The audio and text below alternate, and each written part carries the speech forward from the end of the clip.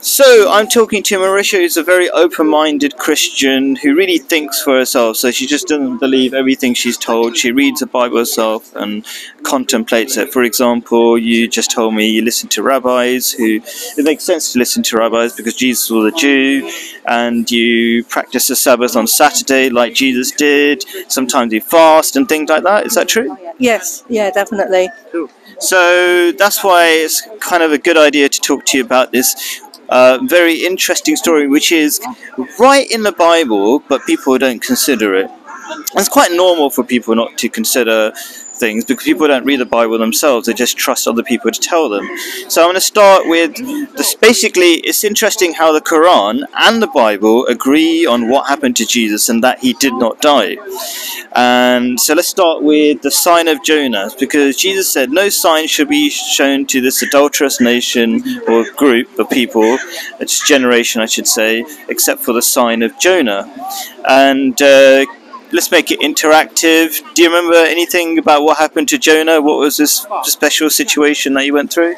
Yeah, I've forgotten. I literally... The whale? Yeah, one of the rabbis did a talk on it, and I was quite struck by something, but I can't remember what it was. That's alright, it's not like a test or something. I bet you know this, actually, but you're probably wondering what I'm asking. I'm asking the most basic thing that loads of even kids know about this, which is Jonah was swallowed by a whale. Yeah. Okay, but he didn't die, he came out alive the other side. Do you agree with that? Yes, oh yeah. Okay. I think it's got something to do with Jesus' resurrection. That's right, 100%. Yeah. So Jesus made very clear that he would not die. Okay, and that sign of Jonah is exactly that. I'm hoping we're not too low in the picture. Anyway, never mind, it's a nice background. So he said, just as Jonah went into the belly of whale and came out, okay, so would he would go into the belly of the earth and be 3 days and 3 nights and come out the other side, arise the other side. Now, a lot of people try to say that he's going to rise up, I don't know, from death to life. They try to infer that, but that's not the sign of Jonah. Nobody believes, you don't believe, that Jonah died in the belly of the whale. He survived, right? So it's the same thing. Jesus is very clearly saying he's going to survive death on the cross. And he did. He was put on the cross for 3 days. He was put in the belly of he was put in a tomb, a sarcophagus, however you say the word, right? For 3 days. And then he came out the other day, after that, and everybody knows that. But the assumption is made that he came out, from death to life, but he promised that he would stay alive. What do you think about that so far? Yeah, he came back in the flesh, in the actual flesh. But that means, according to this prophecy, he did not die on the cross. Do you understand the logic? Yeah, that's difficult. Yeah. No, but do you understand, even if you don't accept it, because it's hard to accept a new idea, maybe if you contemplate it, but do you accept the logic that Jonah didn't die, and Jesus promised the same sign, that same example of Jonah? Yeah, I see what you're saying now. But that's just the beginning of the story. That's not even touching on it. And I want to share lots of interesting ideas relating to this. So, do you know who Pontius Pilate is? Yeah. He's the governor who was put in charge of putting Jesus to death, okay? And he did all sorts of things to avoid Jesus dying, right? So he offered Barabbas, which is a really obvious, weird thing. Barabbas was a famous criminal, and he said, please take this guy instead, and the Jews refused and they wanted to take Jesus. Do you know about that? Yeah. So could you agree that that's just one of the men... do you agree that that's Pilate attempting to save Jesus? Oh yeah, his wife was, she had a dream, and she warned him. She said, this is a good man. So yeah, definitely. He really tried hard to get out of it, and he tried to appease them by having him beaten so badly, but it didn't work. So that's another point I was going to make, that the dream that Pilate's wife had, in fact, is more like a nightmare, because she said she suffered from those dreams. Okay, it's more like a nightmare. That, and she jumped. It's not a normal thing for a lady to go into the official presence of her husband in the court and say, "Please don't punish Jesus," right? So it's a really extreme situation. Okay, and so there's two things to learn from that. Not only was Pilate influenced by his wife to not kill Jesus, okay, but God himself was working to save Jesus. Because why would God... Because where did the dream come from? She didn't have a dream by herself. The dream was sent. Would you agree that the dream could have been influenced by God? I wasn't too sure which side. Or do you think she just had a dream by herself? Yeah, by herself, because she would have known what Jesus was doing. I mean, if he was someone that was making miracles, bringing people back from the dead, she would have known that. So naturally, you're dealing with somebody good, not bad. So the way she talked about it, let's contemplate it for a second. She was tormented by her dream. It's like it's an experience from the outside. It's not herself. It's like something else is giving her a dream, that making her do this. Otherwise, she wouldn't do it. She's not quoting her own logic here when she entered the court. She said, "This dream is tormenting me." Okay, so we can contemplate that, but I think it's quite evident what she's saying is that she's getting dreams from God, and so if it's a dream from God, is God conspiring? God is working to save Jesus. Okay, and I see there are many things in the Bible, in plain sight, as it were. It's like this story is hiding in plain sight. It's fascinating that people are not contemplating. All the things I'm telling you, people don't talk about. Not even the other Muslims talk about it. So it's fascinating, very fascinating story. Yeah. Okay, and there's a reason why I know the story and other Muslims don't, and that's because I'm a follower of the second coming of Jesus, who is destined to tell the true story of Jesus, basically. And so God is working to save Jesus, and then after Pilate's wife says this, I don't know if you remember, but he says he washes his hand, literally washes his hand, and he says, "I am not going to participate. I don't want to be sharing the blood of the death of this innocent person." Yeah, it was a crowd, wasn't it? The crowd shouting, so... Right. Exactly, so he didn't want to do it, but he was forced to do it, okay? And then the evidence continues, and it's all from the Bible, it's all fascinating, okay? And by the way, I think I mentioned the Quran agrees, because the Quran says he was not killed on the cross, and there's all these theories that the other Muslims have, but they said even the people who put him on the cross were not sure that he died, and this is how I'm going to connect how the Jews were not sure that he died, okay? I'm going to explain that.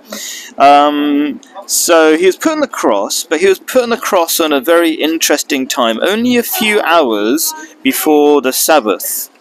Okay, and do you know any rules that the Jews had about having people on the cross during the Sabbath? No. Nobody's allowed on the cross in the Sabbath. Yeah, but the women quickly prepared the tomb, didn't they? It was very hurried, very rushed. Right, interesting. Okay, interesting. So, do you know that some extreme Christians put themselves on the cross? Oh yes, I've seen that, yeah. And they stay alive, right? Yeah, I've seen it, yeah. Do you know how long it normally takes to kill a person on the cross? A few days. It's hard to know because you're not an expert on killing people on the cross. So I've done some research, and even the people who do put themselves on the cross, they put themselves on the cross for a very long time and they don't die. In fact, there's a man who, I don't know how he's done it 9 times or something, right? So people misunderstand. It does look brutal, and certainly is brutal, but it's a slow death. It's not like hanging. It's actually much easier than hanging. Like hanging, you die very quickly, okay? But the cross, you'll be there 3 days. But Jesus was only on the cross for a few hours. Did you know that? No, actually, I didn't. Right? Because he was put on just before the Sabbath. And so, not this is all in the Bible. This is not like a hidden thing. Like I say, this is all, let's say, hidden in plain sight. It's in the Bible, but people don't contemplate it, right? But people never talk about these things, though, even in the churches. They don't want you to talk about it, because otherwise you'll learn about Christianity, and then you might become Muslim. Exactly. So I'm glad you agree with that. Because they don't contemplate. Maybe I'm sidetracking for a second, but Mary wearing a headscarf, covering her hair, and I think you attempt to cover your hair sometimes. Yeah. So, but anyway, continuing with the many signs that Jesus didn't die on the cross. Okay, then he's put on the cross, and one of the I'm trying to get through the many signs. So one is that he's poked on the side, okay, and blood and water gushes out. Do you remember that? Oh yeah. Cool. Yeah, the Romans like to torture people. That's why they had these horrible deaths. Right, but they, as far as I know, they didn't do it to the other two. But let's put that aside for a second. Do you know that blood and water doesn't gush out? I'll grab it. I'm an anti-litter kind of. Yeah, thank you. The weather's slowly getting better. I'll hold it. I'll save you the trouble. You're my guest here on this table. I'll take care of you. Do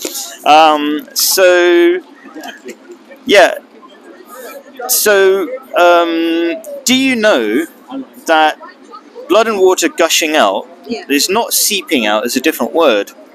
Okay, is a sign that the human body is alive. Because but let's think about it logically. If you're dead, your heart stopped working. Do you agree? Okay. So your heart is what creates the pressure. Blood pressure.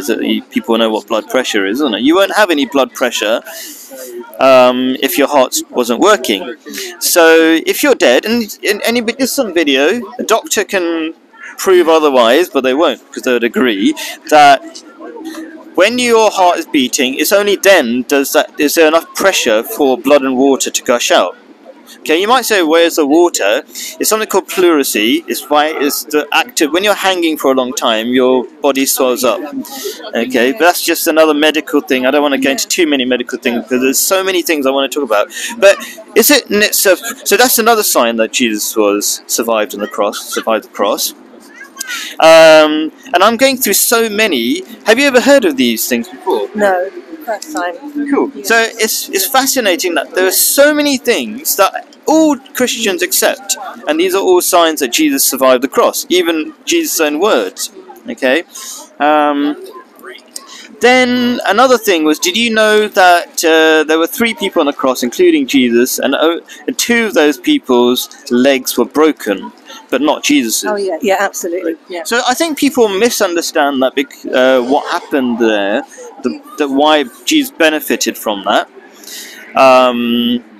Well, I think maybe they don't misunderstand. But anyway, I'll quickly explain what's going on there. So by the act of breaking the legs is that so that you don't have any support. So you're hanging more by your arms.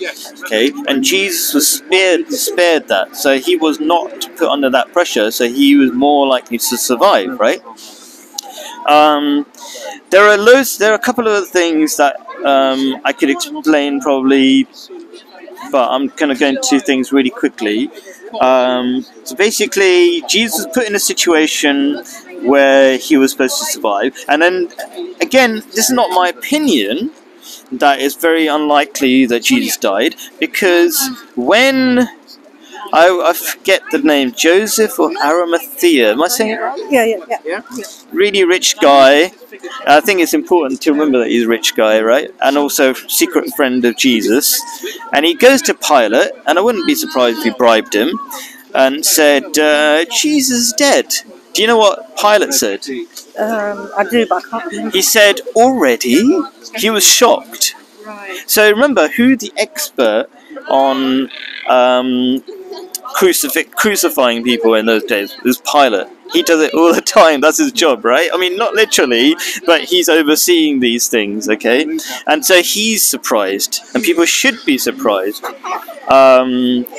So, yeah, everybody's surprised, and so he said, yeah, sure. Jesus' friend, you know, saying, yeah, he's dead. Can I take him away? And said, he didn't say, let's double check, because I'm a bit surprised. He said, yeah, sure, take him away, right? And then it doesn't end there. All these weird situations, right? So he's taken away, and he's put in this tomb, let's say, a very spacious tomb. I don't know if you're aware that it's It was a rich man's tomb. right. So it's not like a coffin. He's not put in a coffin.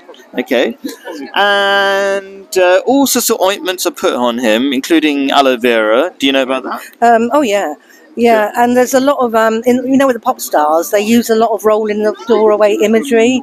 They use it in films, and in pop stars use it to be disrespectful. Oh, interesting. Like the rolling away of the stone. Oh, interesting. Big stone. Yeah. So, yeah. And do you know about the healing properties of aloe vera? Yeah, vaguely, a little Yeah. bit. Yeah. I mean, I used to put aloe vera when I had skin problems, and there's lots of healing properties. And I think about 75 kilograms, like a huge amount of aloe vera was put on Jesus. Would you say that's quite a lot? Yeah. Right.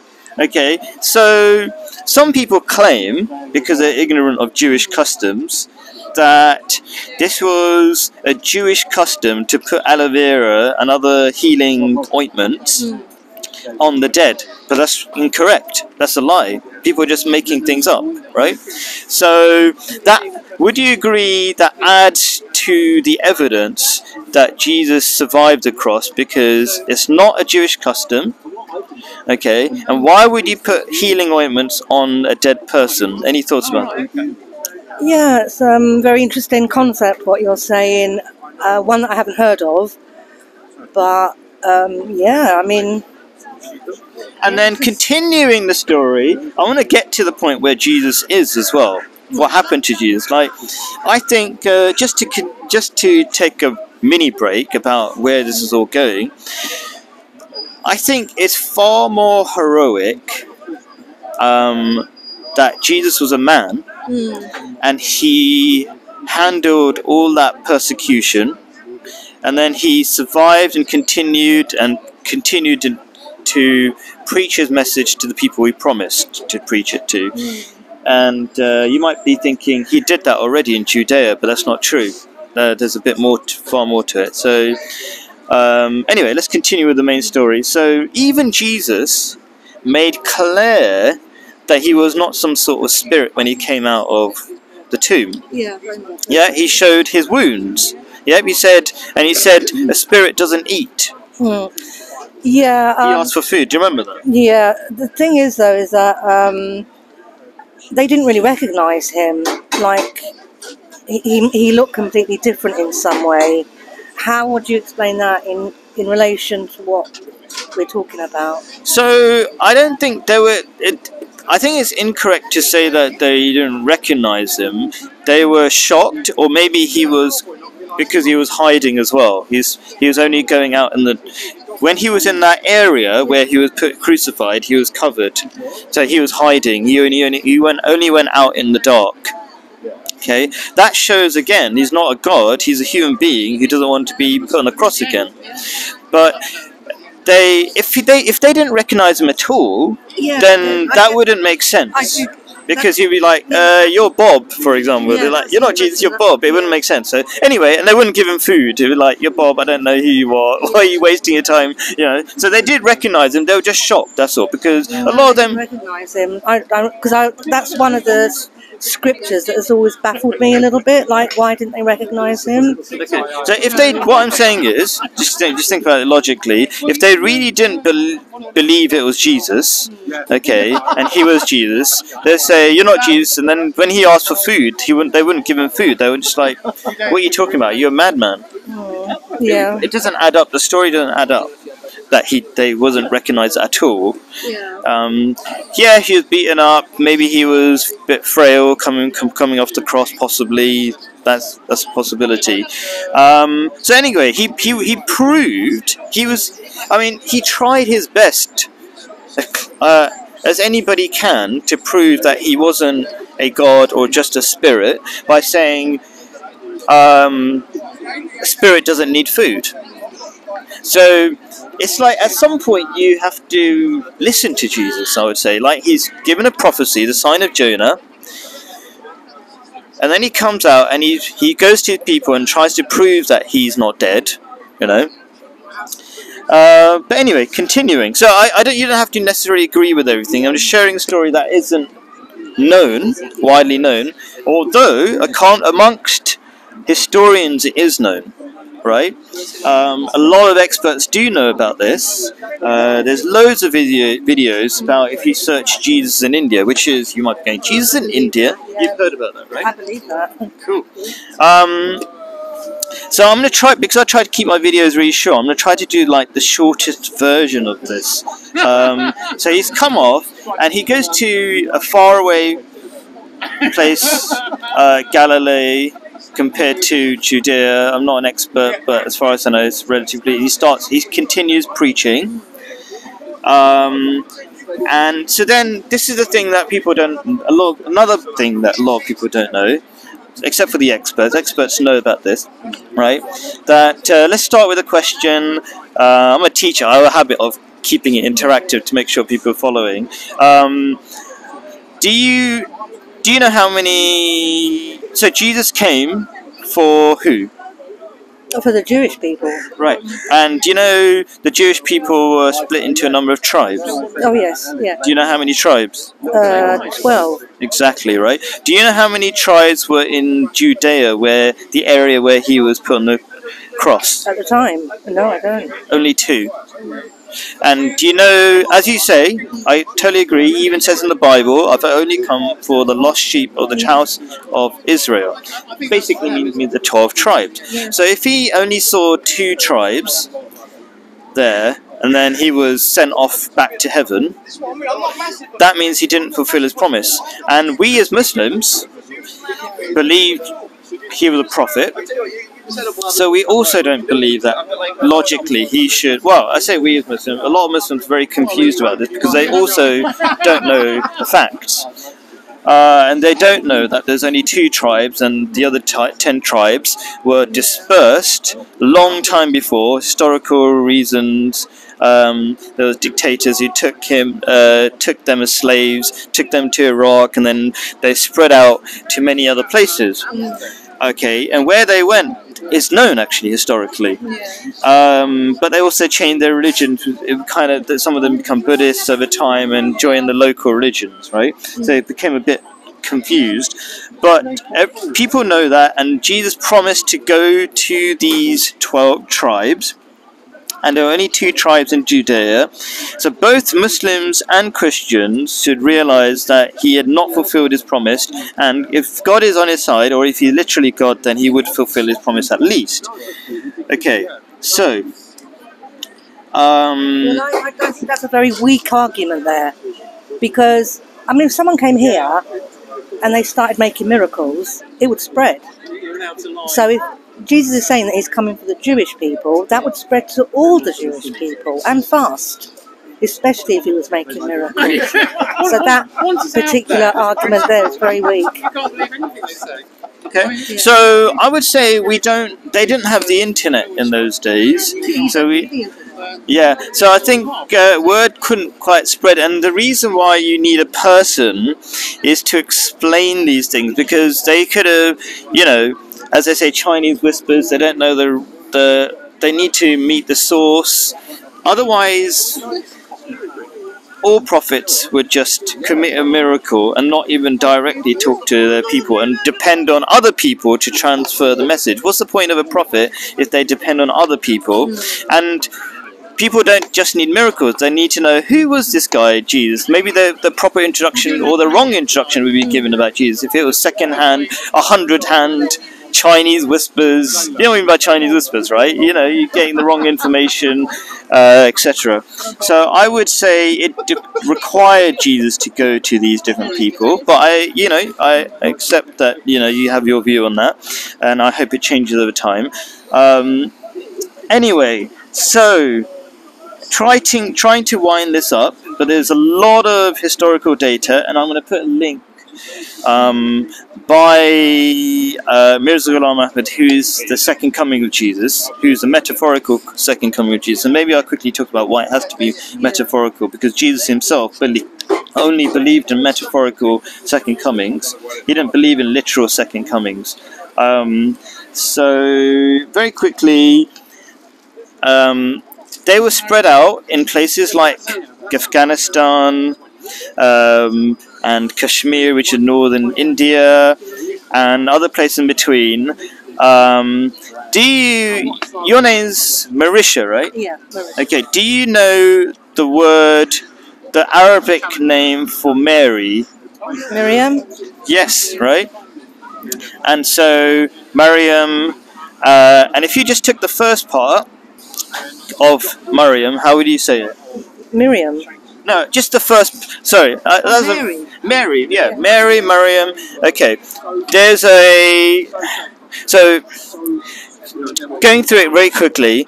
There is well-known document, like it's so commonly known that Mary and Jesus went to certain places, like in Pakistan, northern Pakistan, which is on the way to Kashmir. There's a place called Maryam. Okay, and there's a tomb of Mary in those hills, right? And so you might think, why is Mary there? Isn't it just supposed to be Jesus going along? So just to get the Muslims on board, I suppose, it's said in the Quran that both Jesus and Mary would be given safe haven in a high, hilly place with waterfalls and things like that, right? So that Murray is such a place, a beautiful place. Lots of people from Pakistan goes for sightseeing there. Okay, but that's not the end of his journey, because his tomb is in India, in Kashmir, which is exactly the kind of place that is described in the Quran. And you might say, how can you, it's actually really well known that there's a prophet from, I can't remember from the West, basically, which is, came to them.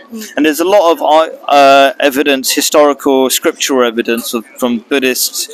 And you might say Buddhist, why Buddhist? Because a lot of Jews, they accepted the local religion.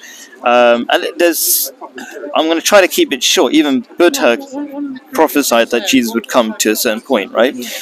I will probably, since I mentioned it, I'll probably touch on it quickly. So along this trail, all the way from, let's say,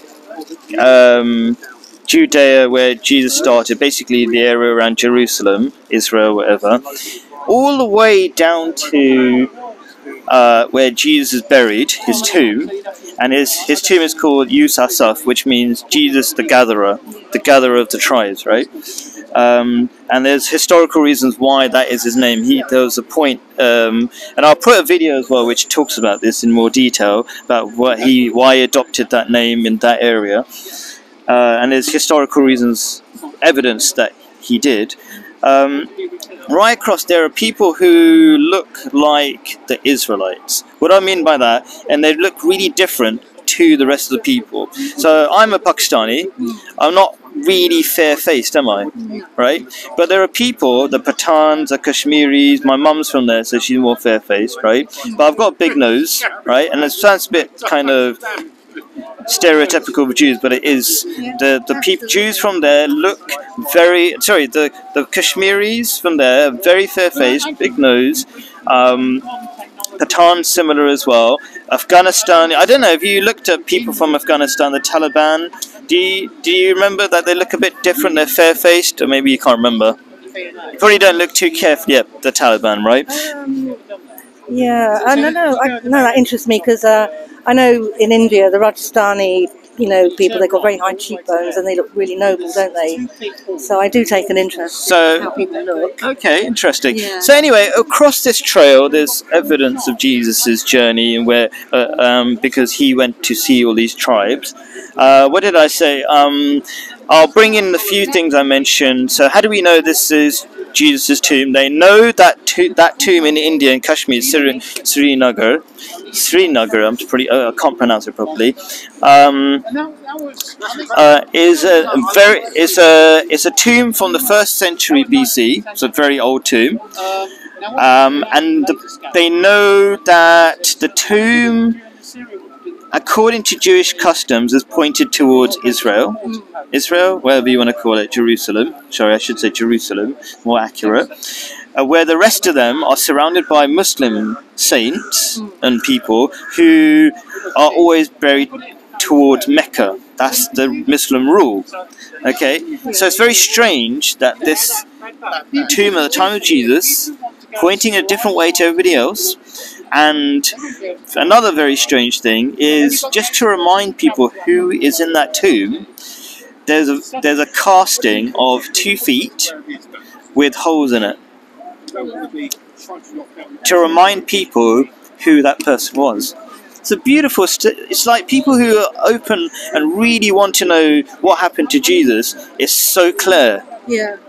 And even the word in Arabic for Messiah means the traveller. Yeah. So the word in Arabic is in Hebrew is limited to the anointed one, but in Arabic is far more in-depth, a richer language, and one of it is the traveller, and it's in the Quran just for the Muslims as well. It said, wherever Jesus goes, he'll be taken care of by God. What a strange thing to have in the Quran. Wherever Jesus goes, he'll be taken care of by God. There's another sign for the Muslims who are listening. And yes, last thing I'll mention is Buddha said after 500 years of his coming, the Messiah would come, which is basically sounds like Messiah. Okay, so and then Jesus did come exactly at that time to those people, to the Buddhist people who were actually, many of who were Jews, and he had to spread the message to them. The Jews had accepted the local religion, which is Buddhism. So, any last words about this very long, but I've actually kept quite short story? Again, I say, do check out Jesus in India. It's a free book, PDF, and by the Second Coming of Jesus. Oh, and I mentioned that. Send me links. Yes, so it's going to be in the main comment, the pinned comment, as well as and a video, because people like videos. Some people don't read so much. Actually, the book has a lot more detail about archaeological evidence and things like that, right? But I said something else. I'll give evidence. But what strikes me is that all those lands, only people are so kind of like fixed on Israel. But those lands, Iran, Iraq, Egypt, they're biblical lands. They forget about that. And I don't think that we're given the true locations of lands anyway. If you have a look at a map of Egypt and a map of America, they are identical with the river, and both have exactly the same area of land on the both sides. So there's a possibility that America could be, you know, what we're not. But how does it relate to this story? What do you mean? Are you Because- saying that Galilee, the places No, the places that you describe and are mixed up somehow? no, it's like a kind of think out the box, you know, kind of like. But we can only go against evidence, right? So Yeah. nobody agrees with what you're saying about. Well, I'm sure exactly what you're saying, but nobody agrees that the maps of Iraq, for example, are so mixed up that they thought Iraq was the same as Jerusalem. Nobody believes that. So I can only go. I'm only talking I'm not about. sure. Yeah, sure. So you can have all sorts of theories, Yeah. but I'm actually talking about really simple stuff, like the most of it, like Jesus saying, I'm going to show you the sign of Jonah. And no, like before, I asked you what happened to Jonah, and you said yourself that he survived. He didn't die. Come back to life. So I'm talking about really simple things. No theories. Very clear. right? Yeah. Medically, very clear that he was still alive when the blood and water was gushing out, things like that, right? Okay. No, you got no proof of that. What? The blood and water gushing out? Yeah, that he was still alive. No. I'm saying, yeah, That is a theory. yeah. No, what I mean by theory, like the most obvious conclusion.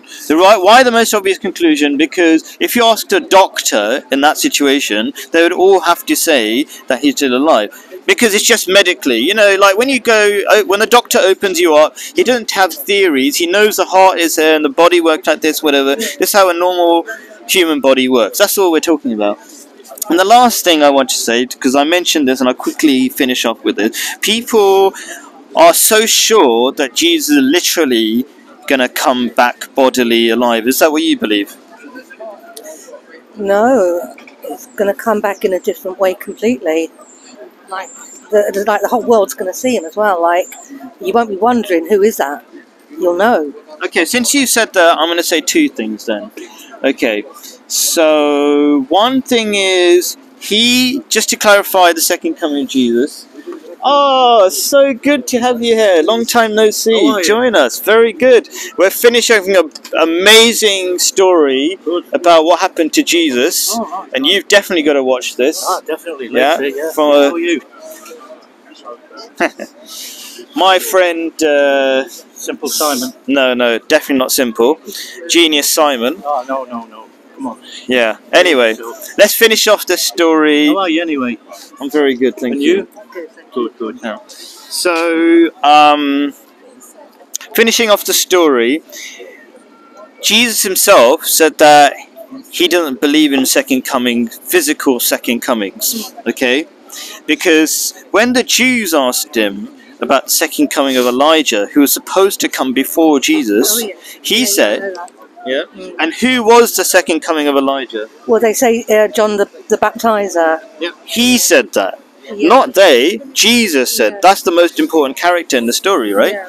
Okay. So Jesus doesn't believe in physical second coming because he was very simple and clear about it. John the Baptist was the second coming of Elijah. Yeah. Okay. And then you said that when he comes, it will be very clear Oh yeah. that Jesus. But he said himself, when he comes, his second coming, he'll come like a thief in the night. Do you know that? Oh yeah. What does that mean? It's come like a thief in the night. That means that no one knows when. He'll come and go like a thief in the night. So it won't be obvious. No, we have this imagination of. I don't agree with that. That's all right. But do you understand I do, a thief in the night? You understand the logic. Yeah. But it's obviously I'm not accept. This is how I discuss things. I just share information. I don't expect people to hear something that's so different to what they've heard their whole lives and suddenly to accept it. I think that's very unreasonable for me to expect you to suddenly accept it. But I just want you to contemplate on people on the video. And I actually just, first of all, I appreciate you listening so nicely, so thoughtfully, and so honestly, by at least agreeing it makes sense. Yeah, the whole thing is that Christians aren't discussing these things, so, although your question, is foreign to me, I'm open, because, and we should have answers. So, yes, it's good. And me and Simon, do you mind joining in for a second? No. Yeah? We were having a chat on the phone, and you were talking about being open-minded, right? So I was, just to summarise, maybe since you're here, I want to take advantage. I kind of take it as a sign, really. Maybe I should, because you were brought up as a Christian, but you always say you weren't really at heart a Christian. Catholic. Right. I never considered myself as a Catholic or a Christian. Right. And you feel at heart you were always a Muslim. Is that what you're saying? I don't know what the truth is. I don't know where it A is. monotheist. I don't want to put it in words, but I want to I want to share. I'm just going to do a brief background, and then I'll share a few ideas about what the video is about. The most important thing for me is to believe in the Creator. Nothing else matters. Cool. And so, very quickly, what I talked about, without going into too much detail, because you know a fair bit about the Bible, is that Jesus didn't die on the cross, and that's evident from the fact that Pilate tried his best to protect him from dying. He tried to offer Barabbas. He was surprised. His wife said, "Don't kill this guy." And Pilate said, "I'm going to wash my hands of this." And then he was put on the cross only a few hours before the Sabbath. And Jesus was surprised. No, sorry, Pilate was surprised to hear that Jesus had died. So there's a few things about, I listed quite a few more things, but any thoughts about that so far? Well, I wasn't there, and so It's about the evidence. I know you weren't there, I wasn't there. We're just talking about what is the most... Okay, I'm going to finish up, but you say you put it this way. let me put it this way. The Jews would not hand over one of their own to the Romans to kill. It's forbidden. Read it, it's in the Torah. They would never ever do that. They would do what they need to do to him, to Jesus, within their own law. Ah, that's an interesting idea. I'm not an expert enough to know what happened there, but historically, most people agree that they let him do they were basically under control of the Romans, so I don't know about that, but yeah, I'm going to end it with that, but really good catching up. We're going to do some more videos. I think there's another guy who's waiting to do a video with me, possibly. So thank you very much, both of you. Problem. Really good to see both of you as always. I'm glad the weather's getting a bit better as well. Yeah, cool. Alright, I'm just going to turn the camera off.